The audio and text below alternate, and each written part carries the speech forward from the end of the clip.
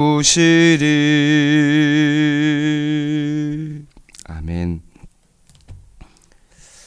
하나님 말씀은 디모데후서 2장 1절부터 13절까지 말씀입니다. 디모데후서 2장 1절부터 13절까지 말씀, 신약성경 343쪽에 있습니다. 한 절씩 교독하겠습니다. 내 아들아, 그러므로 너는 그리스도 예수 안에 있는 은혜 가운데서 강하고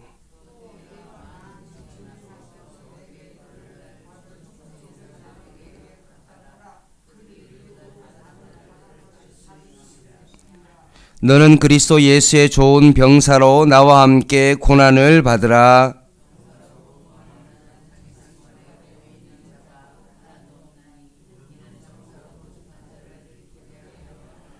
경기하는 자가 법대로 경기하지 아니하면 승리자의 간을 얻지 못할 것이며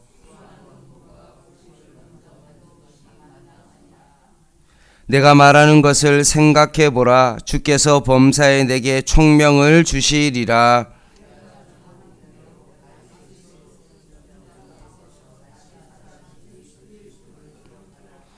복음으로 말미암아 내가 죄인과 같이 매이는 데까지 고난을 받았으나 하나님의 말씀은 매이지 아니하니라.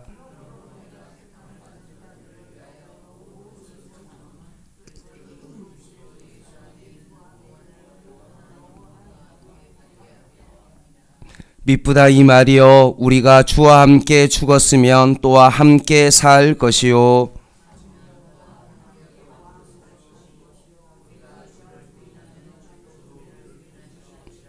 같이 읽겠습니다. 우리는 미쁨이 없을지라도 주는 항상 미쁘시니 자기를 부인하실 수 없으시리라. 아멘. 오늘 디모데후서 2장 1절의 첫 단어는 내 아들아 라는 단어로 시작되어집니다. 1장 2절에도 동일하게 사랑하는 아들 디모데에게 라고 되어 있는데 그것과는 조금 더 다르게 오늘 2장 1절에는 내 아들아 라는 이 단어를 쓰면서 보다 더 친근한 마음으로 이 편지를 쓰고 있다는 것을 느끼게 되어집니다. 물론 사도 바울이 혈연적으로 디모데를 낳은 것은 절대 아닙니다. 2차 전도 여행 때 사도 바울이 복음으로 낳은 아들이 영적 아들 디모데입니다.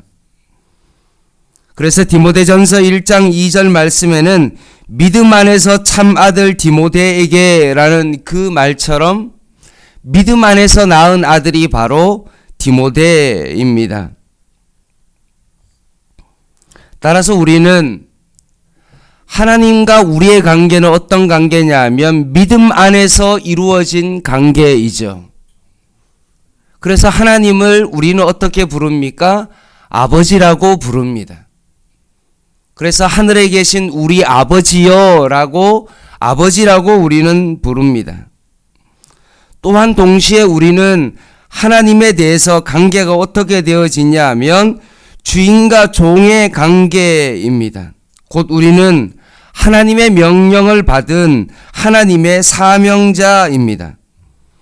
따라서 디도서 1장 1절에는 하나님의 종이요 예수 그리스도의 사도인 나 바울이다 라고 하면서 물론 우리가 하나님을 아버지로 부르기도 하지만 우리는 하나님의 종이 되기도 합니다. 따라서 그리스도인의 신분은 이중적인 의미가 있죠.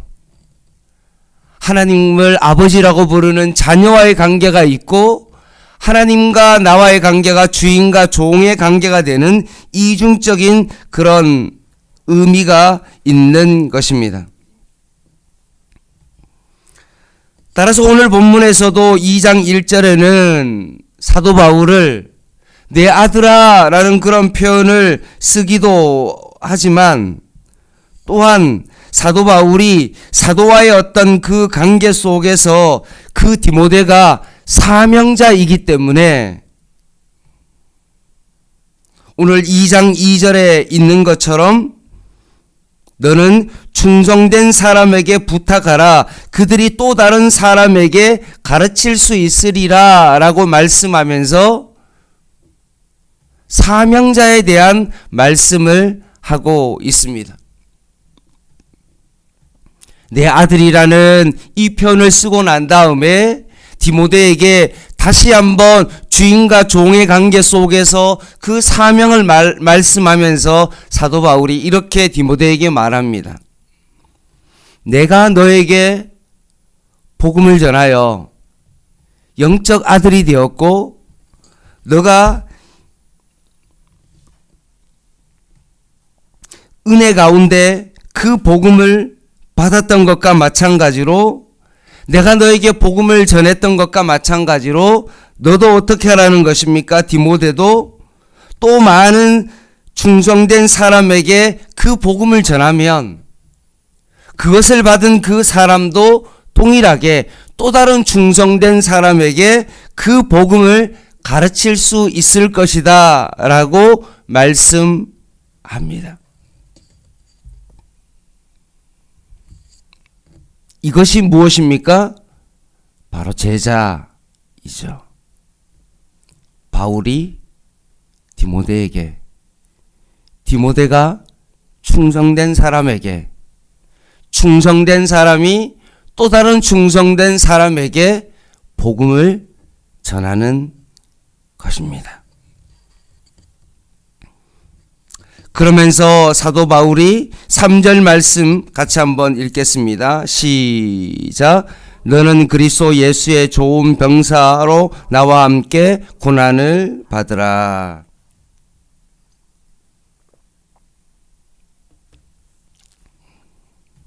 내가 너에게 복음을 전했던 것처럼 너도 다른 사람에게 이 복음을 동일하게 전하면 어떤 일이 일어난다는 것입니까? 3절 말씀에 있는 것처럼 나와 함께 고난을 받을 수밖에 없다라고 말씀합니다. 오히려 함께 고난을 받으라고 사도 바울이 권면합니다. 그리스도인의 삶에는 반드시 고난이 있을 수밖에 없죠. 2024년 한 해 동안의 우리의 삶 가운데도 분명 고난이 있을 것입니다. 그런데 이 고난은 오늘 사도 바울이 디모데에게 너가 고난을 받으라 라고 했을 때 그것이 수동적으로 내가 고난이 찾아오면 어쩔 수 없다 라고 생각하며 받는 고난이 아니라 이 고난은 어떤 고난입니까? 자발적 고난입니다.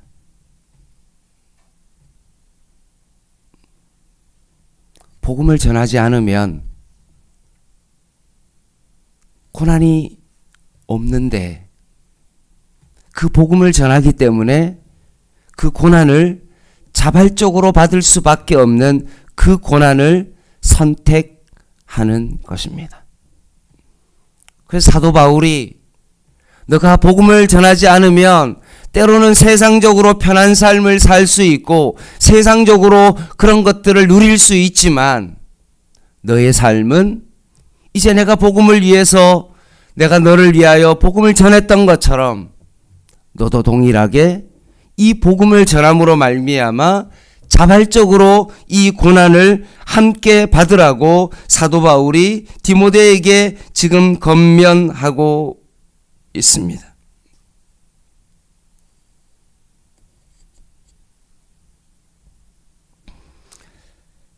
그러면서 사도 바울이 디모데에게 이제 너가 고난을 받을 수밖에 없고 복음을 전함으로써 이 고난은 자발적 고난이 될 수밖에 없는데 이 고난을 받는 삶을 살아갈 때 너에게 지금 세 가지의 어떤 것들을 가르쳐 주고 있습니다.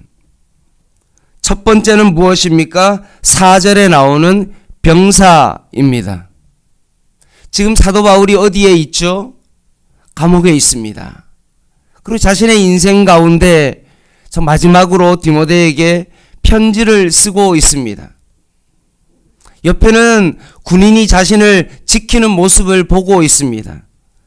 그러면 사도 바울이 어떤 생각을 하고 있을까요? 그 병사를 보면서 이런 생각을 하는 겁니다. 4절입니다.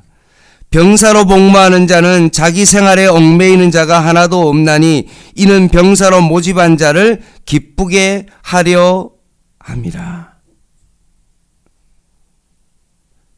병사가 내가 싫다고 해서 그것을 안 하는 것이 아니라 병사의 모습은 어떻습니까?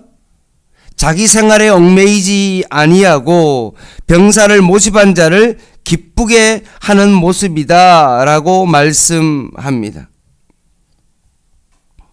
이것이 바로 너의 모습이 되어야 된다라고 말씀합니다. 그리고 디모데에게 또 다른 하나의 이미지를 보여주는데 바로 그것은 5절입니다. 경기하는 자입니다. 경기하는 자는 어떻게 경기를 해야 됩니까? 법대로 경기를 해야 하는 것입니다. 또 세 번째 이미지를 디모데에게 알려주는데 바로 그것은 무엇입니까? 농부의 이미지입니다. 수고하는 농부입니다. 인내하며 참고 견디면 결국 그 열매를 그 농부가 보는 것입니다. 이것이 바로 사도 바울이 디모데에게 알려준 복음과 함께 고난을 받을 때 우리가 가져야 될 세 가지 이미지로서의 우리의 모습이 바로 병사, 경계하는 자, 농부의 이미지입니다. 사랑하는 성도 여러분, 2024년도가 시작되었습니다. 올해는 내가 복음과 함께 고난을 받는 그것을 자발적으로 여기고 그 복음과 함께 고난받기를 원하신다면 그러면 여러분은 이 세 가지의 그 이미지를 여러분 꼭 떠올리시기 바랍니다. 군인이 내가 싫다고 군인의 복무를 하지 아니하고 집에 오는 자가 없는 것처럼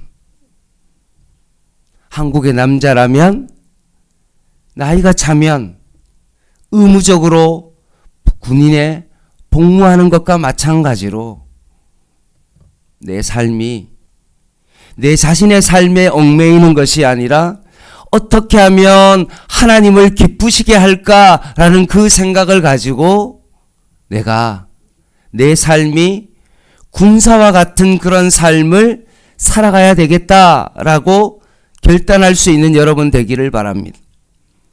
두 번째, 경기하는 자처럼 축구를 할 때 손으로 공을 잡으면 반칙인 것과 마찬가지로 경기의 룰이 있는 것과 마찬가지로 내가 살아갈 때 하나님의 말씀의 법의 규율에 따라 살아갈 수 있는 여러분 되기를 바랍니다. 그리고 농부가 그 떼약볕에서도 김을 메고 씨를 뿌리고 철저하게 물을 주고 최선을 다해서 농사를 짓는 것과 마찬가지로 인내하며 그 삶을 감당할 수 있는 그런 삶이 되어야 될 줄 믿습니다. 오늘 9절 말씀을 한번 보겠습니다. 세 번역으로 제가 좀 읽어 드릴게요. 나는 이 복음 때문에 고난을 당하며 제수처럼 매여 있으나 하나님의 말씀은 매여 있지 않습니다.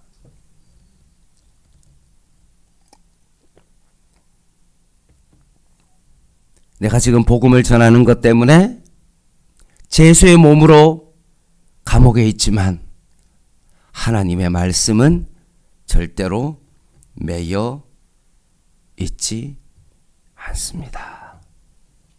라고 사도 바울이 고백하고 있습니다. 사랑하는 성도 여러분, 올 한 해 여러분의 삶 가운데 복음 때문에 고난을 받을 수 있는 여러분 되기를 간절히 소망합니다. 여러분 주변에 있는 그 사람들에게 내가 받은 이 복음을 그들에게 전할 수 있는 여러분 되기를 바랍니다.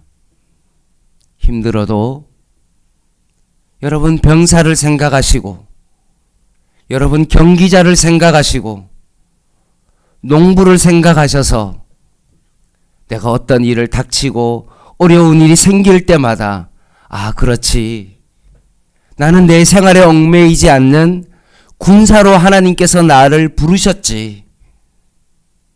때로는 내가 편한 방법이 있지만, 내가 원하는 방법이 있지만, 내가 원하는 방법대로 살지 아니하고 하나님의 법대로, 하나님의 말씀대로 살아갈 수 있기를 바랍니다. 그리고 농부처럼 끝까지 잘 인내하고 참고 견뎌서 결국 열매를 맺는 것을 볼 수 있는 이 세 가지의 그 이미지가 올 한 해 여러분의 삶 가운데 있기를 원하고, 바울에게 있어서 디모데라는 그런 제자가 있었던 것처럼 여러분의 사람들에게도 동일하게 여러분의 디모데와 같은 사람, 그 사람이 또 충성된 사람에게, 충성된 사람이 또 다른 충성된 사람을 낳을 수 있는 영적 아들이 여러분의 삶 가운데 있는 그런 놀라운 은혜가 여러분의 삶 가운데 있기를 주님의 이름으로 간절히 부탁을 드립니다. 기도하겠습니다.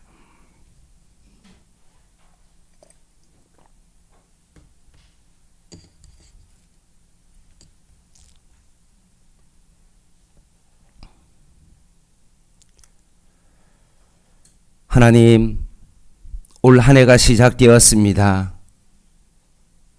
올 한 해 동안 내가 물질에 매여 사는 사람 되지 않게 하여 주시고, 오직 하나님의 말씀에 매여서 살아있는 그 말씀이 우리의 삶 가운데 살아 운동력이 있어 그 말씀에 따라 살아갈 수 있는 저희들 되게 하여 주시옵소서. 복음과 함께 고난을 받으라는 이 하나님의 말씀을 2024년 첫 새벽 예배를 통하여서 우리에게 귀한 말씀을 주셨사오니 올 한 해도 복음과 함께 살아갈 수 있는 저희들의 삶이 되게 하여 주시옵소서. 예수님의 이름으로 간절히 기도드립니다. 아멘. 개인 기도 하시겠습니다.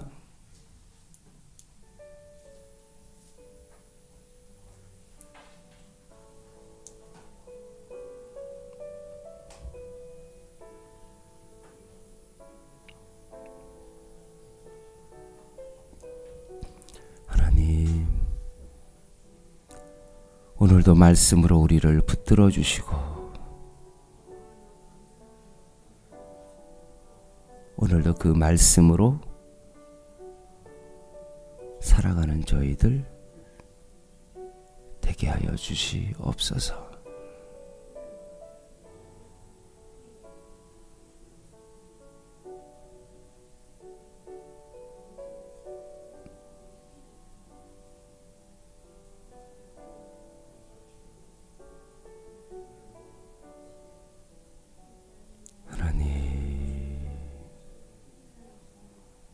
복음과 함께 고난을 받으라. 세상에 매여 살아가지 아니하고 내 삶이 복음과 함께 살아가는 저희들 되게 하여 주시옵소서.